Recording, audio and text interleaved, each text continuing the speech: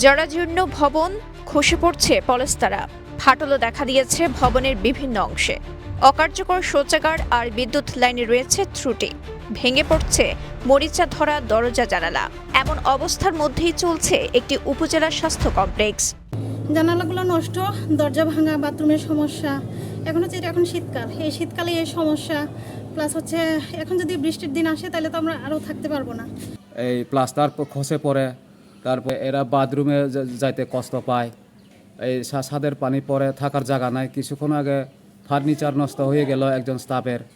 সরকারি এই স্বাস্থ্য কমপ্লেক্স পার্বত্য জেলা বান্দরবানের থানচি উপজেলার মানুষের একমাত্র ভরসার জায়গা হলেও সংশ্লিষ্ট স্বাস্থ্যকর্মীদের আবাসন ব্যবস্থা এখন চরম ঝুঁকিতে।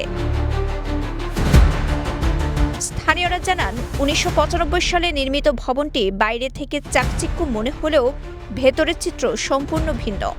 দীর্ঘদিনও হয়নি সংস্কার, ফলে দিন দিন বাড়ছে ঝুঁকি। ভবনগুলো আছে এগুলো অনেক পুরাতন।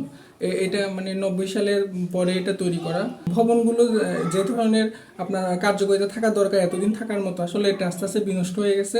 ভূমিকম্প অথবা প্রাকৃতিক যে কোনো ইয়ের কারণে এটা ধসে পড়তে পারে। স্বাস্থ্যকর্মীদের অভিযোগ, জরাজীর্ণ এই ভবনে নিরাপদে থাকার মতো কোনো পরিবেশ নেই।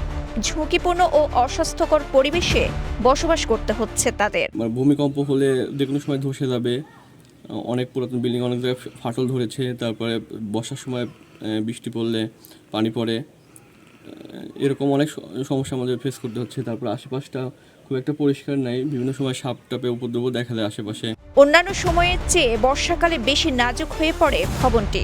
ভূমিকম্প হলে যে কোনো মুহূর্তে ভেঙে পড়তে পারে বলে আশঙ্কা স্বাস্থ্যকর্মীদের। জরুরি ভিত্তিতে সংস্কারের উদ্যোগ না নিলে ঘটতে পারে বড় কোনো দুর্ঘটনা। আমরা সরকারের কাছে এটাই আবেদন করি যে সবারই যেন ছাদ মেরামত করা হয়, দরজা জানলা সব যেন ঠিক করা হয়, ওয়াশরুম। টানা তৃতীয়বার অর্জন করেছে দেশের সেরা সুপার ব্র্যান্ড স্বীকৃতি বসুন্ধরা টিস্যু। এদিকে হাসপাতালটিতে রয়েছে নানামুখী তীব্র সংকট। এতে করে চিকিৎসক সংকট সহ অবকাঠামোগত দুরবস্থার কারণে কাঙ্ক্ষিত সেবা দেওয়া কঠিন হয়ে পড়েছে।